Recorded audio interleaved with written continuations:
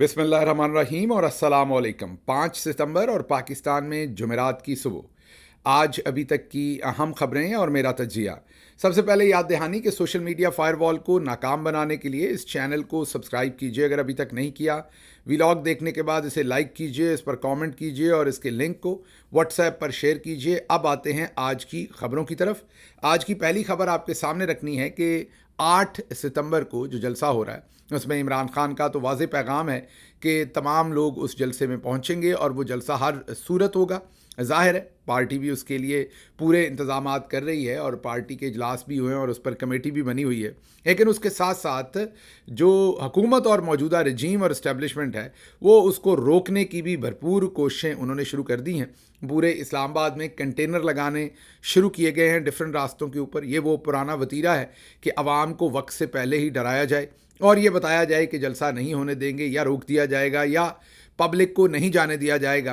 तो अब ये संजानी इंटरचेंज या संजानी के इलाके में ये जलसा हो रहा है जिसकी इजाज़त हुकूमत बाकायदा तौर पर दे चुकी है। ज़ाहिर है एनओसी अभी तक बाकायदा इशू मेरा ख्याल नहीं किया, लेकिन वर्बली और अदालत के हुक्म के बाद अब इस जलसे की पाकिस्तान तहरीक इंसाफ के पास इजाज़त मौजूद है। और वैसे भी जलसे के लिए इजाज़त की एज सच जब अदालत ने कह दिया तो उसके बाद हुकूमत की इजाज़त की उस तरीके से ज़रूरत नहीं है। जलसा तो मैं होता हुआ देख रहा हूँ, प्रोवाइडेड कि ये दोबारा से कोई शरारत ऐसी ना करें या इसके अंदर कोई लॉ एंड ऑर्डर का ऐसा मसला खड़ा ना करें। लेकिन अगेन अगर वर्कर डिटरमिन्ड हुआ, पहुँचा, तो जाहिर है फिर जलसा होगा। लीडरशिप वहीं होती है जहाँ वर्कर होता है। अगर वर्कर पहुँच जाए तो लीडर खुद ही भाग कर पहुँचते हैं, क्योंकि लीडर हमेशा वर्कर के आगे रहना चाहता है, भले वो आगे ना भी हो, लेकिन अगर वर्कर पहुँच जाए तो फिर वो भाग कर आगे हो ही जाता है। तो इसलिए अगर वर्कर पहुंच गए तो आप देखेंगे कि एक बड़ा जलसा जो है वो वहाँ पर होगा। और इसके साथ साथ जो अगली खबर है जो आपके सामने रखनी है वो बड़ी इंटरेस्टिंग डेवलपमेंट हो रही है अभी तक। वो ये है कि इस्टेब्लिशमेंट ने अब पूरा जोर लगाना शुरू किया है अख्तर मैंगल साहब को राज़ी करने के लिए। जी हाँ, इस्टेब्लिशमेंट डिफरेंट मीडिया के लोगों को कह रही है, पॉलिटिक्स में डिफरेंट लोगों को कह रही है, डिफरेंट सियासी लोगों को कह रही है कि वो अख्तर मैंगल को मनाएं कि वो इस्तीफ़ा अपना वापस लें। जी हाँ, आपके लिए हैरानी की बात हो रही होगी कि इस्टेब्लिशमेंट तो आपके ख्याल में खुश हो रही होगी कि मैंगल साहब ने इस्तीफ़ा दे दिया। नहीं, ऐसा नहीं है। इस्टेब्लिशमेंट ये सारा खेल खेलना चाहती है, लेकिन उसमें ये भी चाहती है कि लोग उनके साथ रहें, अताअत में रहें, लोग उनके पूरे इस काम का हिस्सा रहें।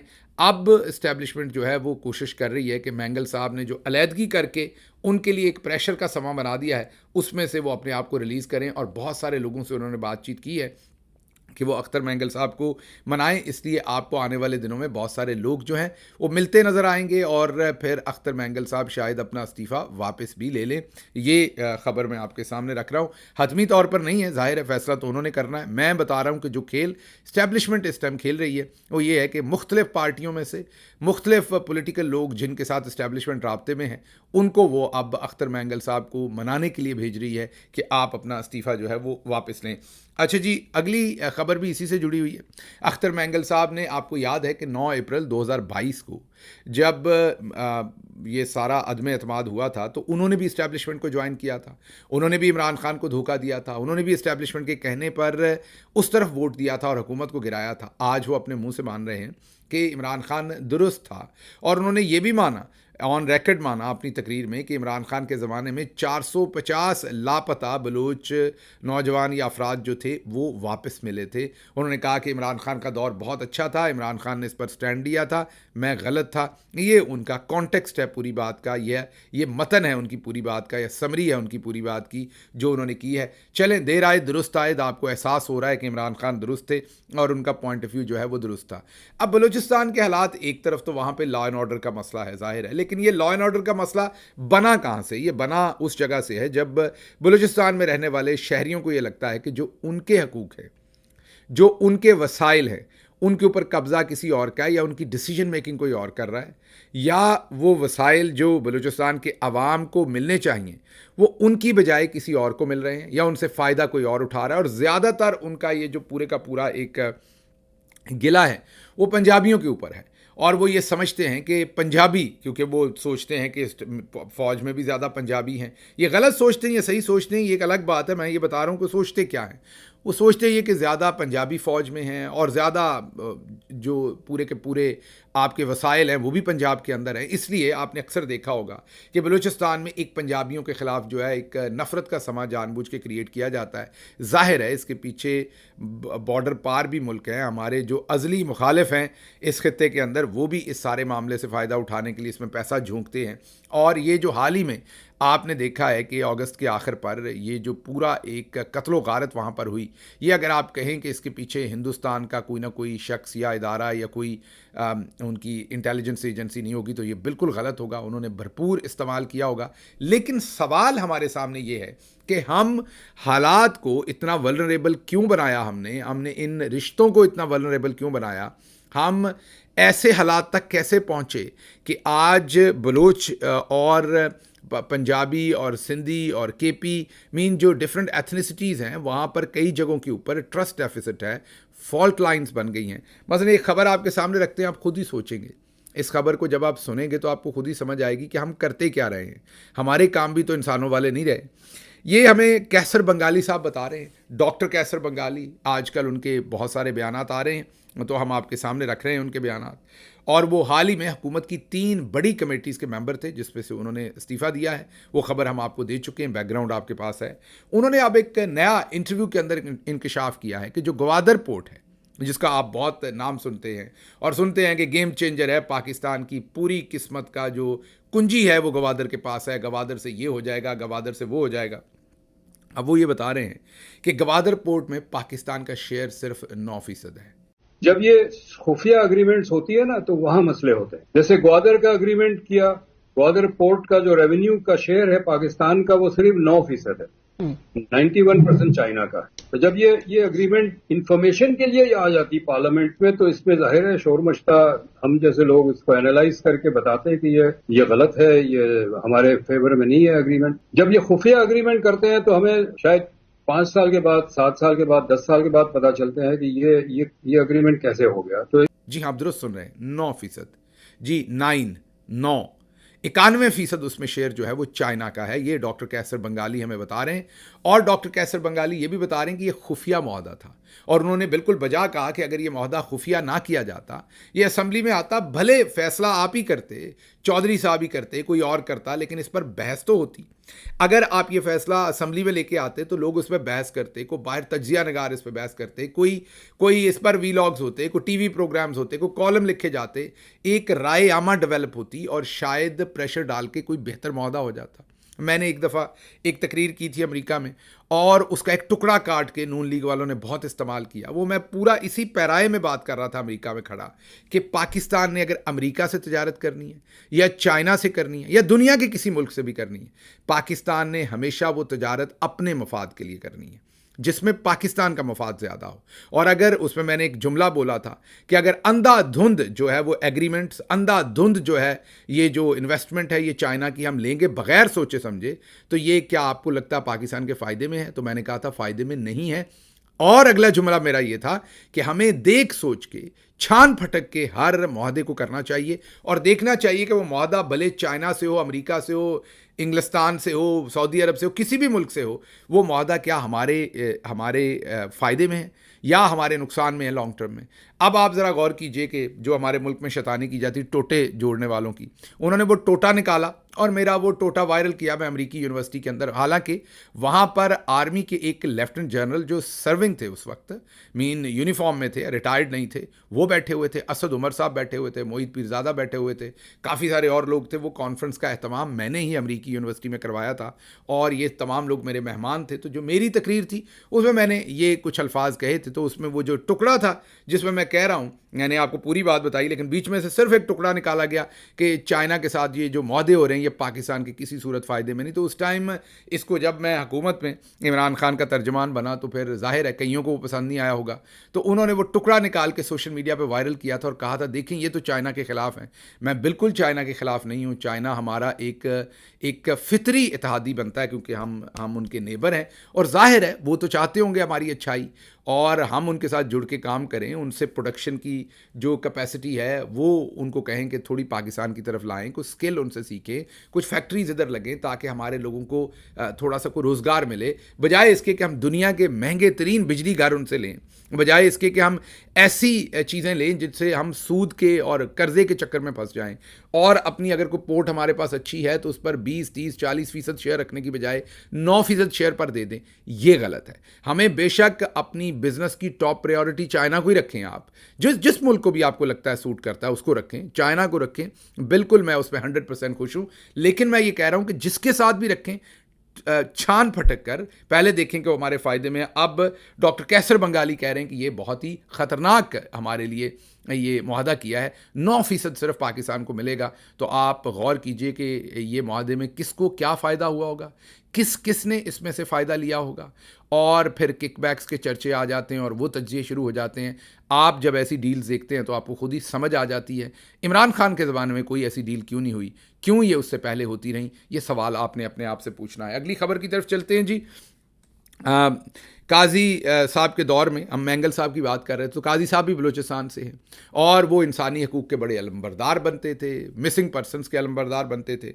जब से वो चीफ़ जस्टिस बने हैं और अब उनके शायद 50 से भी कम दिन रह गए हैं, जब से वो चीफ़ जस्टिस बने हैं उन्होंने एक दफ़ा सिर्फ लापता अफराद का केस सुना जनवरी में। उसके बाद उन्होंने कभी नहीं सुना। छुट्टी पे हैं, सन्नाटे पे हैं, बर्फ़ में लगे हुए हैं। और मैं अभी आपको बता देता हूँ कि जाने से पहले शायद एक आध हफ्ता ड्रामा करने के लिए वो केस लगा दें। उन केसेस में किसी किस्म का फ़ैसला नहीं करेंगे, मुंह दूसरी तरफ रखेंगे। काजी साहब शर्मनाक हद तक ठंडे मुतमईन हैं, मैं यही कह सकता हूँ। और जिस तरह का किरदार उन्होंने अदा किया है वो शायद ही पाकिस्तान की तारीख में किसी जज ने किया हो। अगली खबर की तरफ चलते हैं जी कि सुप्रीम कोर्ट में ज़ेर अल्तवा केसेस जो हैं वो पाकिस्तान की हिस्ट्री के रिकॉर्ड पर चले गए। मतलब कि इतने ज़ेर अल्तवा केसेस शायद ही कभी रहे हों, लेकिन काजी साहब के चेहरे पर जो ठंडे मुतमईन है वो बिल्कुल ज़रा आप देखिएगा, जितने मुतमईन हैं वो आगे आप अपनी मर्ज़ी का मुतमईन काजी साहब कर लें, मुतमईन जस्टिस साहब कर लें, जो भी आपने लफ्ज़ आगे लगाना है वो आप अपनी मर्ज़ी से लगाएं। मैं तो मुतमईन काजी साहब कह रहा हूँ। तो जितने वो मुतमईन हैं वो आपने कोई और जज कभी देखा नहीं होगा कि इतने बड़े फेलियर के बाद और उन्होंने सवाए अपनी एक्सटेंशन पक्की करने, जुल्म करने और लंदन प्लान का हिस्सा बनने के अलावा उन्होंने और कुछ डिलीवर नहीं किया। अच्छा जी, अगली खबर जो आपके सामने रखनी है वो बहुत ही परेशान कुन खबर है या तकलीफ़देह खबर है। फैज़ान नामी नौजवान जो लापता है, मैट्रिक का स्टूडेंट है, उसके वालिद डॉक्टर उस्मान, वैसे तो वो पाकिस्तान तहरीक इंसाफ के नाकद रहे हैं, अपना यूट्यूब पर और वीडियोज़ के ऊपर बहुत बोलते रहे, लेकिन ये समझ नहीं आ रही कि उनके बेटे को क्यों उठाया गया। ज़ाहिर है बेचारे ने कोई ना कोई पोस्ट चौधरी साहब के ख़िलाफ़ लगाई होगी। 2 महीने होने को है, बेटे को रिहा नहीं किया जा रहा। वालिद जो हैं वो हाई कोर्ट के सामने रो पड़े हैं। आज जस्टिस बाबर सत्तार ने आखिरी मौका दिया है 7 दिन का और उसमें उन्होंने सेक्रेटरी दफा, सेक्रेटरी दाखिला और तमाम बड़े बड़े अकाबरीन को कहा है और इंटेलिजेंस एजेंसीज़ को भी कहा है कि वो बयान हल्फी दें, एफिडेविट लिख कर दें कि वो फैज़ान के वेयर अबाउट्स को नहीं जानते और उनके जो ज़ेरे निगरानी इदारे हैं, एजेंसीज़ हैं, उनके लोग भी फैज़ान को नहीं जानते। उन्होंने कहा कि बाज़ियाबी के लिए आखिरी मौका दे रहा हूँ। अब बयान हल्फी आ रहे हैं, देखते हैं क्या होता है। वैसे तो अदालतों में खुलकर झूठ बोला जाता है। आपको याद होना चाहिए कि जस्टिस बाबर सत्तार साहब की अदालत में ही खुफिया जो रिकॉर्डिंग की जाती है, 40 लाख लोगों की खुफिया रिकॉर्डिंग पाकिस्तान में जो की जाती है, उसके बारे में मेजर जनरल हफीज़ुर रहमान हाफिज़ जो हैं, रिटायर्ड हैं, अब मेजर जनरल के ओहदे से पीटीए के चेयरमैन हैं और उन्होंने भी एक गलत बयान हल्फी दिया था, बाद में पकड़े गए थे। फिर उनकी जान काजी साहब से जाके छुड़वाई गई थी। वो गंदा काम भी, वो गंदे कपड़े भी काजी साहब ने धोए थे। और अब जो मामलात हैं वो आपके सामने हैं, जो सिचुएशन बनी हुई है कि इसमें देखते हैं कि काजी साहब आइंदा इन मामलात के ऊपर क्या करते हैं। बार झूठे सच्चे एफिडेविट्स जो हैं वो देना इनको प्रॉब्लम नहीं है। अच्छा जी, अगली खबर जो आपके सामने रखेंगे कि एक तरफ तो शौकत खानम हॉस्पिटल के ऊपर सारी उम्र इल्ज़ामात लगाते रहे ये सारी उम्र उसके ऊपर आपको पता है कि तबर्रा बोलते रहे, ख्वाजा आसिफ हों या दूसरे लोग हों, गलीज़ इल्ज़ामात लगाते रहे, ये सोचे बगैर कि वहाँ गरीबों का फ्री इलाज होता है। और शौकत खानम दुनिया का वो state of the art hospital है जिसमें कैंसर जैसे मौजी मर्ज़ का गरीबों का फ्री इलाज होता है, और जिसको कैंसर हो या जिसके घर में खुदा न खास्ता कैंसर हो, उसी को इसकी अहमियत का, इसके इम्पैक्ट का अंदाज़ा हो सकता है। तो हमेशा Shaukat Khanum hospital, memorial hospital को नुकसान पहुंचाने के लिए ये गंदे गलीज़ बयानात देते रहे, लेकिन अब बाजी मरियम को क्योंकि इमरान खान बनना है, तो उनको किसी ने कहा, उनको डिफरेंट चीज़ें बताई, उनको बताया कि आपकी अगर तस्वीरें अच्छी आएँ तो आप इमरान खान बन सकती हैं, अगर आप इस तरीके से बोलें तो इमरान खान बन सकती हैं, ये वाली चीज़ें करें तो इमरान खान बन सकती हैं। और उन्होंने सब कुछ करके देख लिया, बल्कि उससे एक्स्ट्रा भी करके देख लिया, पुलिस की वर्दी भी पहन के देख ली, सब कुछ कर लिया, लेकिन लोग उनको इमरान खान मानने को तैयार नहीं। तो अब किसी सियाने ने उनको ये मशवरा दिया है कि इमरान खान की जो शोहरत है असल में वो कैंसर हॉस्पिटल से है।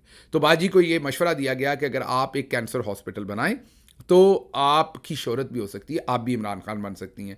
तो अब रातों रात बाजी ने कैंसर हॉस्पिटल बनाने का सोचा है। याद कीजिए जब किसी साइट पे गई थी, वहाँ पर जो अभी के चीफ सेक्रेटरी हैं वो भी उनको चूना लगा रहे थे। ऐसे तो वो धीमे आदमी हैं, पढ़े लिखे बंदे हैं, लेकिन उनको भी समझ आ गई होगी कि बाजी हमारी बेवकूफ़ है और ये ऐसे ही खुश होती हैं। तो जो बाजी के साथ कोई पटवारी गया हुआ था, कोई काउंसलर या शायद MPA था, मुझे अब याद नहीं, वो कह रहा था यहाँ स्विमिंग पूल भी बनना चाहिए, क्लब भी बनना चाहिए, शॉपिंग मॉल भी बनना चाहिए। तो पटवारी है ना, उसकी तो सोच। आपको मैंने चंद दिन पहले पंजाबी वीलॉग में एक लतीफ़ा सुनाया था कि एक मरासी को किसी ने 2 तलवारें दे दी।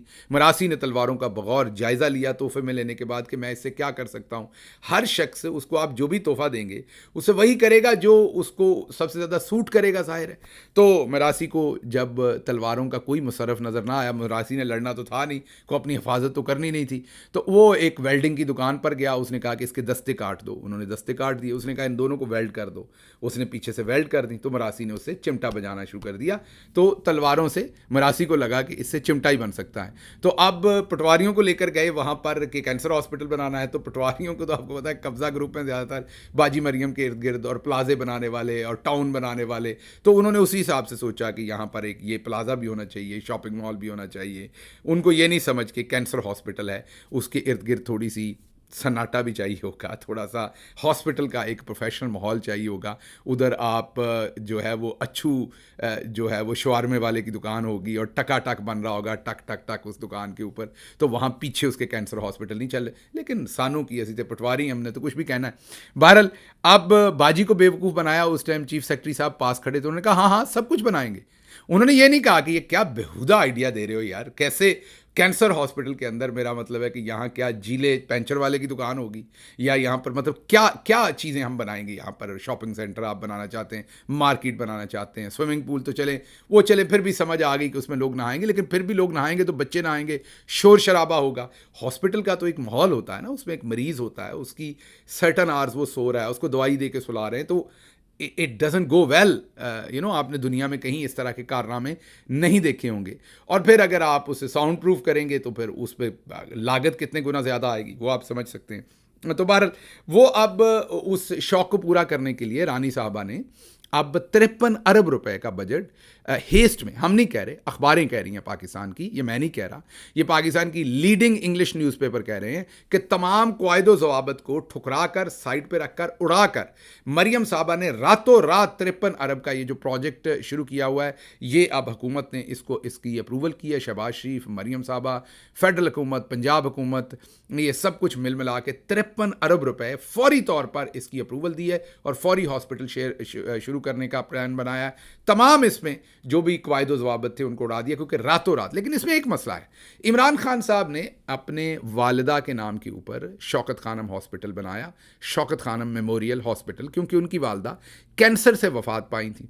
अब मुझे मरियम साहबा की साजिश समझ नहीं आई, उन्होंने अपने वालिद के नाम पर बना दिया है जनाब नवाज शरीफ मेमोरियल, या नवाज शरीफ मेमोरियल शायद नहीं है, नवाज शरीफ कैंसर हॉस्पिटल।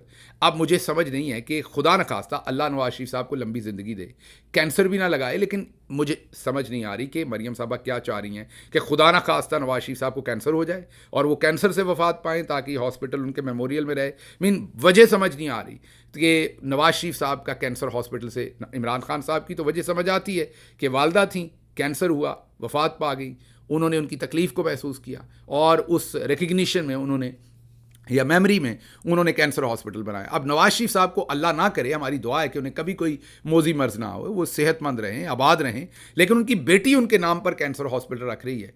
अब अगर इमरान खान बनना है तो फिर उसी प्रोसेस के अंदर नवाज शरीफ साहब बच के ए धी तुहाड़ी जिहड़ी है ना ये तुहानू मरवाएगी किते ना किते। मुझे दें यहाँ से इजाज़त, क्योंकि और बहुत सारी खबरें थी, वक्त कम था। मैं आजकल 18 मिनट के आगे पीछे ख़त्म कर रहा हूँ वीलॉग, तो बाकी तमाम खबरें आज के पंजाबी वीलॉग में। यहाँ से इजाज़त दीजिए, अल्लाह हाफ़िज़।